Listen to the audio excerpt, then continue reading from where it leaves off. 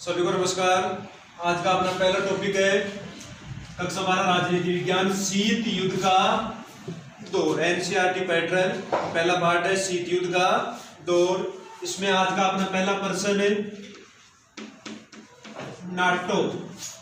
NATO का पूरा नाम नॉर्थ अटलांटिक ट्रीटी ऑर्गेनाइजेशन। इसका पूरा नाम है उत्तर अटलांटिक संधि संगठन। नाटो का पूरा नाम है उत्तर अटलांटिक संधि संगठन। नाटो की स्थापना हुई थी 4 अप्रैल 1949। नाटो की स्थापना 4 अप्रैल 1949। इसका मुख्यालय ब्रुसेल्स बेल्जियम में। स्थापना के समय नाटो में 12 देश थे। वर्तमान में इसमें 28 देश हैं और ये अमेरिका के नेतृत्व में पूंजीवादी गुट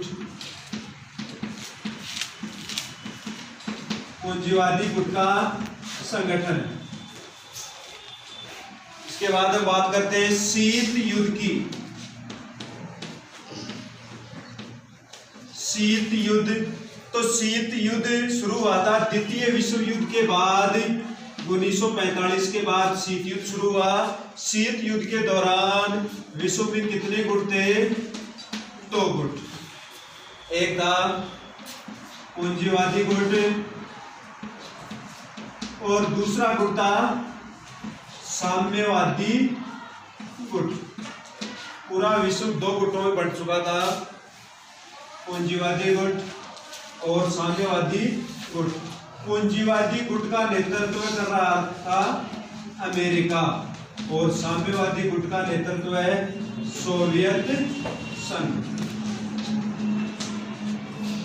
तो शीत युद्ध के दौरान इन दोनों गुटों में, पूंजीवादी गुट में और साम्यवादी गुट में, कहने का मतलब अमेरिका में और सोवियत संघ में एक तनाव की स्थिति थी। दोनों गुटों में तनाव था, युद्ध का माहौल था, युद्ध नहीं था, युद्ध की स्थिति थी।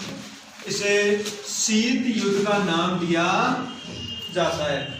शीत युद्ध में अलग से प्रश्न पूछा जाता है, क्या अमेरिका और सोवियत संघ सीधे युद्ध में शामिल थे? इसका जवाब आएगा नहीं। सोवियत संघ और अमेरिका सीधे युद्ध में शामिल नहीं थे।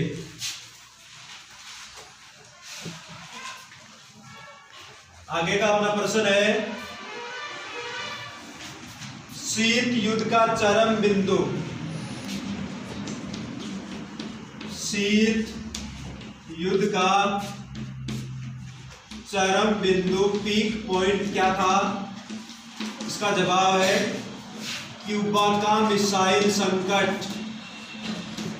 क्यूबा का मिसाइल संकट। क्यूबा का मिसाइल संकट था शीत युद्ध का चरम बिंदु। और क्यूबा का मिसाइल संकट हुआ था 1962 में। कब हुआ था? 1962 में शीत युद्ध का चरम बिंदु क्यूबा का मिसाइल संकट जो हुआ था 1962 में। 1962 में रूस के राष्ट्रपति, या उस समय था सोवियत संघ, सोवियत संघ के राष्ट्रपति खुश्चेव और अमेरिका के राष्ट्रपति केनेडी, यह भी याद रखना। शीत युद्ध का चरम बिंदु क्यूबा का मिसाइल संकट। क्यूबा का मिसाइल संकट कब हुआ? 1962 में। 1962 में रूस या सोवियत संघ के राष्ट्रपति कौन थे? खुश्चेव। और अमेरिका के राष्ट्रपति थे केनेडी। ये संकट क्या था कि सोवियत संघ ने साम्यवादी देश क्यूबा में अपनी परमाणु मिसाइलें तैनात कर दी। इन परमाणु मिसाइलों का अमेरिका ने विरोध किया। इसे क्यूबा का मिसाइल संकट कहा जाता है। आगे शीत युद्ध का प्रमुख प्रतीक, शीत युद्ध का प्रतीक, शीत युद्ध का प्रमुख प्रतीक थी बर्लिन की दीवार। शीत युद्ध का प्रमुख प्रतीक बर्लिन की दीवार। बर्लिन की दीवार कब बनाई गई? 1961 में। और बर्लिन की दीवार कब गिराई गई? 1989 में। जब बर्लिन की दीवार गिरा दी गई तो जर्मनी का एकीकरण हो गया। ये सर याद रखना, जर्मनी का एकीकरण कब हुआ? जर्मनी का एकीकरण हुआ 3 अक्टूबर 1990 को। फिर 1990 के दशक में सोवियत संघ का विघटन हो गया और सोवियत संघ का विघटन हुआ था 26 दिसंबर 1991 को। सोवियत संघ का विघटन 26 दिसंबर 1991 को। सोवियत संघ का विघटन कब हुआ? 26 दिसंबर 1991 को। और शीत युद्ध का अंत भी कब हुआ था? 26 दिसंबर 1991 को। इस समय सोवियत संघ के राष्ट्रपति कौन थे? इस समय सोवियत संघ के राष्ट्रपति मिखाइल गोर्बाचोव। मिखाइल गोर्बाचोव की नीतियों के कारण 26 दिसंबर 1991 को सोवियत संघ का विघटन हुआ और सोवियत संघ के विघटन के कारण शीत युद्ध का अंत हुआ। शीत युद्ध के अंत से विश्व में प्रमुख स्थिति बन गई एक ध्रुवीय। शीत युद्ध के दौरान पूरा विश्व था द्विध्रुवीय। 2 ध्रुव थे, पूंजीवादी गुट जिसका नेतृत्व अमेरिका कर रहा था और साम्यवादी गुट जिसका नेतृत्व सोवियत संघ कर रहा था। जब एक ध्रुव या एक विचारधारा का अंत हो गया तो विश्व बन गया एक ध्रुवीय अमेरिका। वर्तमान में अमेरिका विश्व की एकमात्र महाशक्ति है। शीत युद्ध के प्रमुख साधनों की बात करें, शीत युद्ध में प्रमुख साधन कौन कौन से प्रयोग में लिए गए? तो प्रचार, एक दूसरे का दुष्प्रचार किया गया। दूसरा था सैन्य प्रदर्शन, अपने सैन्य सामान का महाशक्तियों के द्वारा प्रदर्शन किया जाना। और तीसरा था जासूसी।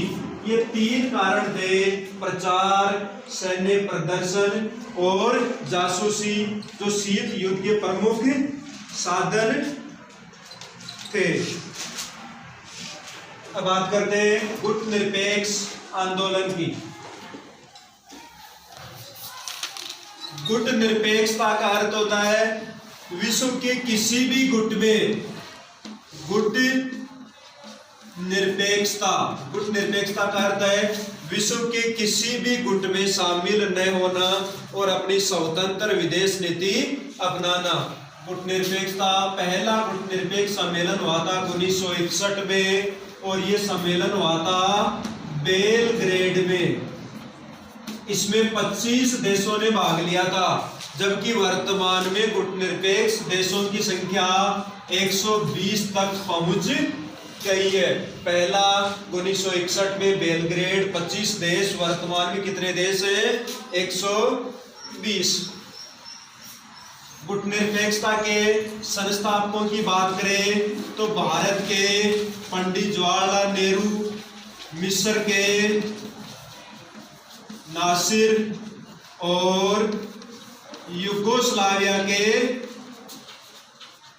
टिट्टो। इसके अलावा 2 और थे, इंडोनेशिया की सुकर्णो और घाना के एनक्रोमा। लेकिन 3 आप याद रखना, भारत के पंडित जवाहरलाल नेहरू, मिस्र के नासिर और युगोस्लाविया के टिट्टो। इसके साथ विभिन्न प्रकार की संधियां हुई थी, जैसे साल्ट फर्स्ट 1972 में, साल्ट सेकेंड 1979 में, स्टार्ट फर्स्ट 1991 में और स्टार्ट सेकेंड 1993 में। ये सारी संधियां अमेरिका और सोवियत संघ के मध्य हुई थी। इसके साथ एबीएम संधि, एंटी बैलिस्टिक मिसाइल संधि हुई थी 1975 में। ये अपना पहला पार्ट के कुछ महत्वपूर्ण प्रश्न। आज के लिए इतना ही। धन्यवाद।